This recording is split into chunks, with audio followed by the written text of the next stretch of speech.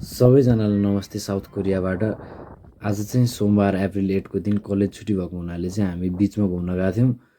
यसरी हामी बस चढेर गयौँ। पहिला बस चढेर कार्ड स्क्यान गऱ्यौँ अनि कार्ड स्क्यान गरेर त्यसपछि हामी ट्रेन चढेर गयौँ अनि ट्रेन चढेर फेरि झरेर हामी बस चढ्यौँ।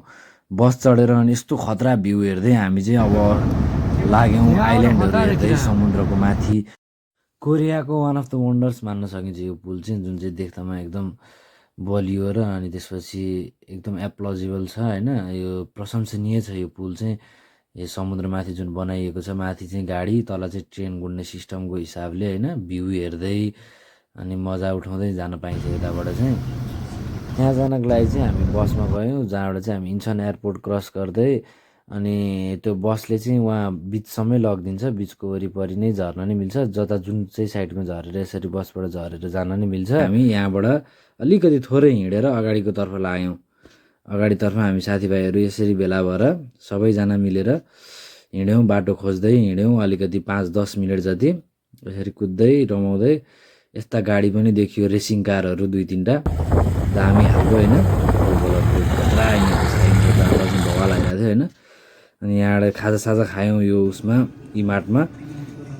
अनि त्यहाँबाट हामी लाग्यौँ बिचतर्फ, सबैजना मिलेर बिचमा गइयो। हावा चिसो चलिरहेको थियो एकदम होइन, यस्तो भेटाइयो यो पल जुन हुन्छ नि मोतीको उस पनि भेटाइयो। फर्स्ट पनि घुम्दै घाम डुब्न लागेछ, यस्तो राम्रो देखियो पारिपट्टि समुद्र फर्स्ट टाइम। दामी समुद्री चरा पनि देखियो अनि ट्याक्क हिरोको स्टाइलमा भिडियो बनाइयो।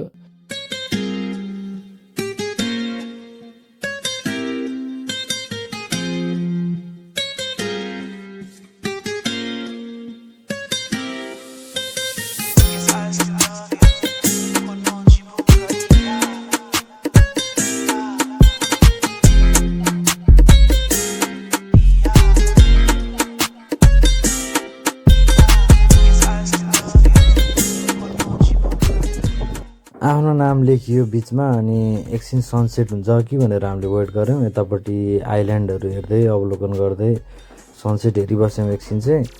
अनि परपट्टि बनेको आइल्यान्डको पुलहरू पनि दामी देखिरहेको थियो।